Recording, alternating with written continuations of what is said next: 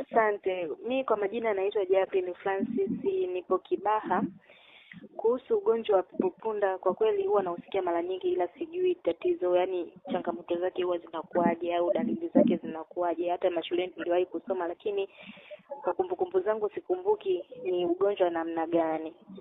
Ningependa au mawazo yangu kwa hawa wataalamu wa afya wangetoa elimu kwa watu mbalimbali kuhusu ugonjwa wa pepopunda, dalili zake, namna unavyomkuta mtu na namna atakavyoweza kujikinga ili kutokuambukiza watu wengine.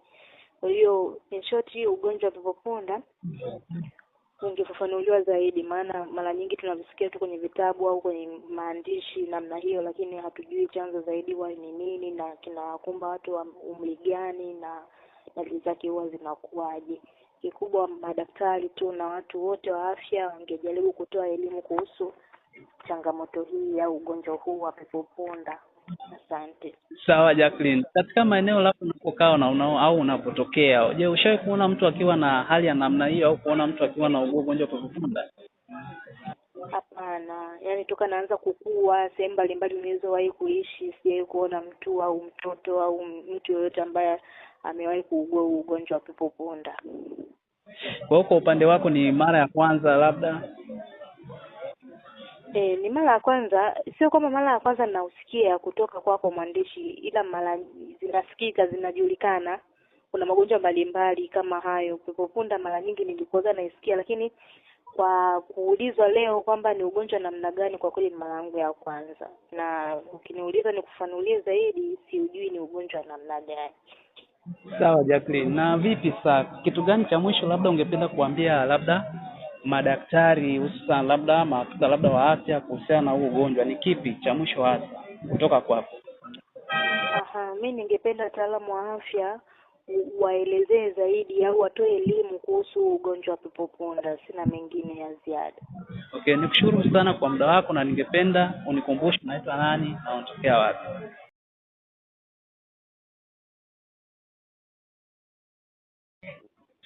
Asante. Mimi naitwa Marco Simeon.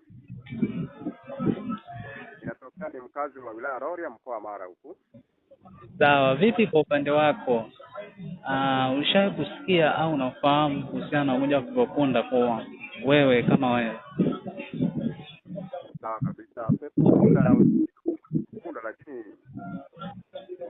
nafahamu kwamba ni ugonjwa gani. Nasikia wanaita pepopunda. Lakini kwa kweli ugonjwa wenyewe siufahamu kama ni ugonjwa gani wala dalili zake siwezi nikajua. Okay, na tangu ukue mpaka kufikia umri huo, vipi? Ushawahi kuona sehemu yoyote na katika mazingira hapo unapotokea, ushawahi kuona mtu akiwa na hali ya namna hiyo ya ugonjwa wa pepopunda? Tangu nizaliwe mpaka kufikia umri huu bado sijashuhudia kwa macho yangu mgonjwa anayeumwa pepopunda. Okay. Isipokuwa na ugonjwa wa pepopunda. Sawa. Vipi sasa, kulingana na ulipoeleza, ni jambo gani hasa unaweza kuambia wataalamu wa masuala ya afya hususan madaktari? Ni jambo gani mahususi unaweza kuambia kuhusiana na huo ugonjwa wa pepopunda? Ni nini hasa? Asante. Maoni yangu ama kwa ushauri, mimi nasema kwamba ninawashauri madaktari, wataalamu wa afya